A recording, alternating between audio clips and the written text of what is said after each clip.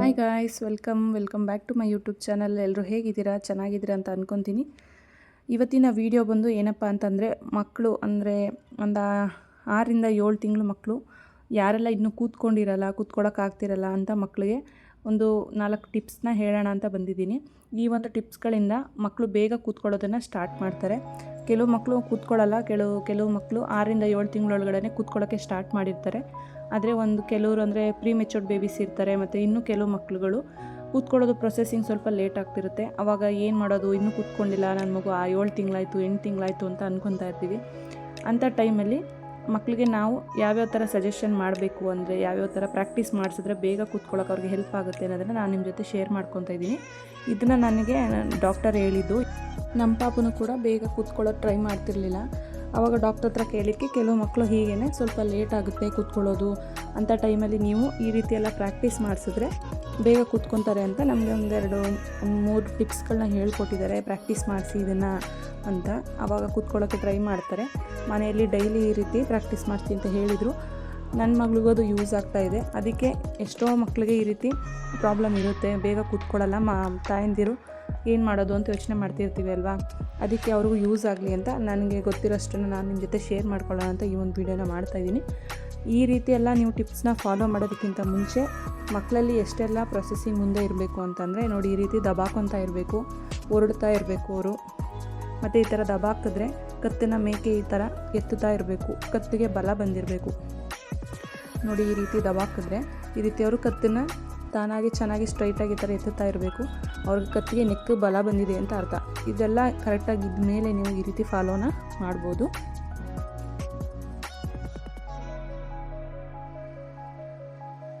ಮೊದಲನೇದಾಗಿ ನೋಡಿ, ಈ ರೀತಿ ಒಂದು ಟಬ್ಬನ್ನು ತಗೊಳ್ಳಿ. ಈ ಥರ ಎತ್ತರವಾಗಿರಬೇಕು. ಈ ಥರ ಜಾಲರಿದಾದರೂ ಓಕೆ, ಇಲ್ಲ ನಾರ್ಮಲ್ ಟಬ್ ಆದರೂ ಓಕೆ. ಈ ರೀತಿ ಟಬ್ನ ತೊಗೊಂಡು ಅದರಲ್ಲಿ ಯಾವುದಾದ್ರೂ ಒಂದು ಕಾಟನ್ ಬಟ್ಟೆನೋ ಏನೋ ಅವ್ರಿಗೆ ಕೂತ್ಕೊಳ್ಳೋಕ್ಕೆ ಕಂಫರ್ಟಬಲ್ ಆಗಿರಲಿ ಅಂತ ನಾನು ಇದನ್ನು ಯೂಸ್ ಮಾಡ್ತಾಯಿದ್ದೀನಿ. ಈ ರೀತಿ ಟವಲ್ ಮತ್ತು ಏನಾದರೂ ಬೆಡ್ಶೀಟು ಏನಾದರೂ ಚಿಕ್ಕದಿರುತ್ತಲ್ಲ, ಪಾಪುದೇ ಇರುತ್ತೆ, ಅಂಥದ್ದನ್ನು ಕೆಳಗಡೆ ಈ ರೀತಿ ನೀಟಾಗಿ ಕವರ್ ಮಾಡಿ ಅವ್ರು ಕೂತ್ಕೊಳ್ಳೋಕೆ ಕಂಫರ್ಟಬಲ್ ಆಗಿರಲಿ ಅಂತ ಅಷ್ಟೇ ಹಾಕಿ. ಮತ್ತು ಒಂದು ಯಾವುದಾದ್ರೂ ಚಿಕ್ಕದೊಂದು ಪಿಲ್ಲೋನ ಅವ್ರಿಗೆ ಹೊರಗಿ ಕೂತ್ಕೊಳ್ಳೋಕ್ಕೆ ಪಿಲ್ಲೋನ ಇಡ್ತಾಯಿದ್ದೀನಿ. ನೋಡಿ, ಈ ರೀತಿ ಚಿಕ್ಕದು ಯಾವುದಾದ್ರು ಒಂದು ಪಿಲ್ಲೋನ ಇಡಿ. ಇಲ್ಲಾಂದರೂ ಓಕೆ, ಇದ್ದರೆ ಈ ರೀತಿ ನೀಟಾಗಿ ಹೊರ್ಕೊಳ್ಳೋಕೆ ಈಸಿ ಆಗುತ್ತೆ ಅವ್ರಿಗೆ. ಅದಕ್ಕೆ ಈ ರೀತಿ ಅಡ್ಡವಾಗಿ ಇಲ್ಲ, ಈ ಥರ ಉದ್ದವಾಗಿ ಇಟ್ಟು ಅಲ್ಲಿಗೆ ಪಾಪುನ ಈ ರೀತಿ ಸೆಟಪ್ನ ಮಾಡಿ ಪಾಪುನ ಅದರೊಳಗಡೆ ಮೆತ್ತಗೆ ಕೂರಿಸಿ ಅವರು ಅದರೊಳಗಡೆ ಅಷ್ಟು ಸರೌಂಡಿಂಗಲ್ಲೇ ಅವರು ಕೂತ್ಕೊಳ್ಳೋಕ್ಕೆ ಟ್ರೈ ಮಾಡೋದನ್ನು ಕಲಿತಾ ಬರ್ತಾರೆ. ಮತ್ತು ಹಾಗೆ ಈ ರೀತಿ ಕೂರಿಸಿದ್ದೀನಿ ಅಂತ ಹೇಳ್ಬಿಟ್ಟು ಕೂರಿಸ್ಬಿಟ್ಟು ನೀವು ಅಲ್ಲಿ ಇಲ್ಲಿ ಹೋಗಬಾರ್ದು. ಅವ್ರ ಪಕ್ಕದಲ್ಲೇ ಕೂತ್ಕೊಂಡು ನೀವು ಅದನ್ನು ಅವ್ರ ಜೊತೆನೇ ತೋರಿಸ್ಕೊಡ್ಬೇಕು. ಮತ್ತು ಅವ್ರಿಗೆ ಯಾವುದಾದ್ರೂ ಫೇವ್ರೇಟ್ ಆಗಿರೋಂಥ ಒಂದು ಆಟ ಸಾಮಾನು ಅವ್ರ ಕೈಯಲ್ಲಿ ಕೊಡಿ. ಆವಾಗ ಅವರು ಕೈನ ಬಿಟ್ಟು ಲೂಸ್ ಬಿಟ್ಟು ಫಿಟ್ಟಾಗಿ ಕೂತ್ಕೊಳ್ಳೋದನ್ನು, ಕಂಫರ್ಟಬಲಾಗಿ ಕೂತ್ಕೊಳ್ಳೋದನ್ನು ಕಲಿಯೋಕ್ಕೆ ಸ್ಟಾರ್ಟ್ ಮಾಡ್ತಾರೆ. ನೋಡಿ, ಈ ರೀತಿಯೆಲ್ಲ ಬಕೆಟಲ್ಲೆಲ್ಲ ಕೂರಿಸ್ಬೇಡಿ, ಬೀಳೋ ಸಾಧ್ಯತೆ ಇರುತ್ತೆ. ಅದಕ್ಕೆ ಆದಷ್ಟು ಈ ರೀತಿ ಎತ್ತರವಾಗಿರೋಂಥ ಬಕೆಟ್ನ ಹಾಕಿ ಅದರೊಳಗಡೆ ನೀವು ಕೂರಿಸಿ ಪಕ್ಕದಲ್ಲೇ ಕೂತ್ಕೊಂಡು ಅವ್ರಿಗೆ ಕೈಲಿ ಆಟ ಆಡೋಕ್ಕೆ ಅಂತ ಆಟ ಸಾಮಾನೆಲ್ಲ ಕೊಡಿ. ಅವಾಗ ಫ್ರೀಯಾಗಿ ಕೂತ್ಕೊತಾರೆ, ಭಯದಲ್ಲಿ ಇರಲ್ಲ.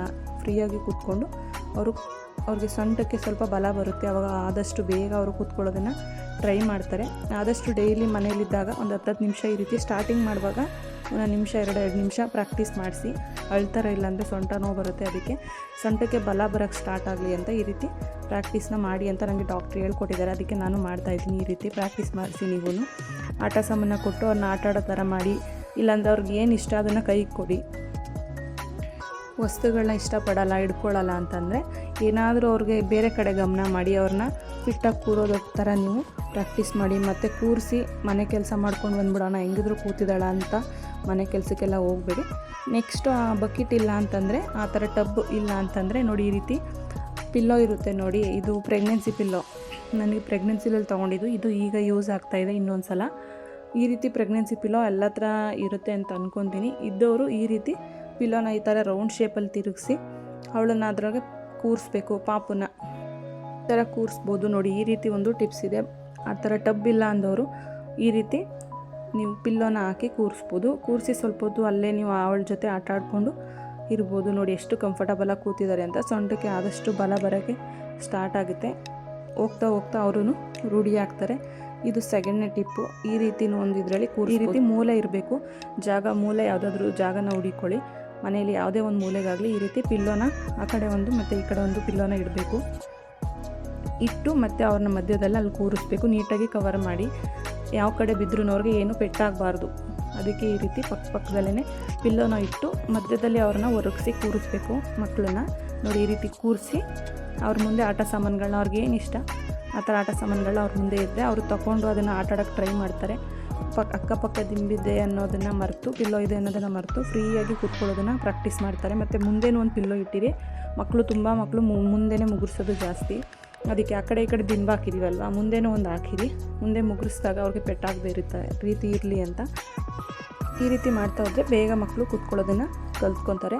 ನೆಕ್ಸ್ಟು ಈ ರೀತಿ ಎಲ್ಲ ದಿಂಬೆಲ್ಲ ಕೊಟ್ಟು ಬೆಲ್ಲ ಎಲ್ಲ ಕೊಟ್ಟು ಟ್ರೈ ಮಾಡಾದಮೇಲೆ ನೆಕ್ಸ್ಟು ನೀವು ಈ ರೀತಿ ಫ್ರೀಯಾಗಿ ಅವ್ರನ್ನ ಕೂರಿಸಿ, ಸುತ್ತ ಏನಾದರೂ ದಿಂಬಿಟ್ಟು ಮಧ್ಯದಲ್ಲಿ ಅವ್ರನ್ನ ಕೂರಿಸಿ ಈ ರೀತಿನೂ ಟ್ರೈ ಮಾಡಿ. ಈ ರೀತಿ ಕೂರಿಸೋದ್ರಿಂದ ಏನು ಸಪೋರ್ಟ್ ಇಲ್ಲದೆ ಕೂತ್ಕೊಳ್ಳೋದನ್ನು ಕಲಿಯೋಕ್ಕೆ ಸ್ಟಾರ್ಟ್ ಮಾಡ್ತಾರೆ. ಅದಕ್ಕೆ ಈ ರೀತಿ ಪಿಲ್ಲೋ ಎಲ್ಲ ಏನಿಲ್ಲ ಅಂತಂದರೆ ನೋಡಿ, ಈ ರೀತಿ ಕಾರ್ಡ್ಬೋರ್ಡ್ದು ಬಾಕ್ಸ್ ಬರುತ್ತೆ ನೋಡಿ, ಕಾರ್ಡ್ಬೋರ್ಡ್ ಶೀಟ್ದು. ಈ ರೀತಿ ಬಾಕ್ಸಲ್ಲೂ ಕೂಡ ನೀವು ಕೂರಿಸಿ ಮಕ್ಕಳನ್ನ ಪಕ್ಕದಲ್ಲೇ ಕೂತ್ಕೊಂಡು ಕೇರ್ ಮಾಡ್ಬೋದು. ಅವಾಗ ಅವರು ಇದರೊಳಗಡೆನೂ ಕೂತ್ಕೊಳ್ಳೋದನ್ನು ಕಲ್ತ್ಕೊತಾ ಹೋಗ್ತಾರೆ. ನೋಡಿ ಈ ರೀತಿ ಎಲ್ಲ ಫಾಲೋ ಮಾಡಿದ್ರೆ ಆದಷ್ಟು ಬೇಗ ಮಕ್ಕಳು ಕೂತ್ಕೊಳ್ಳೋದನ್ನು ಕಲಿತಾರೆ. ಈ ಒಂದು ವಿಡಿಯೋ ನಿಮಗೆ ಇಷ್ಟ ಆಗಿದೆ ಅಂತ ಅಂದ್ಕೊತೀನಿ. ಇಷ್ಟ ಆಗಿದ್ರೆ ಪ್ಲೀಸ್ ಲೈಕ್ ಮಾಡಿ, ಶೇರ್ ಮಾಡಿ, ಕಾಮೆಂಟ್ ಮಾಡಿ. Thank you.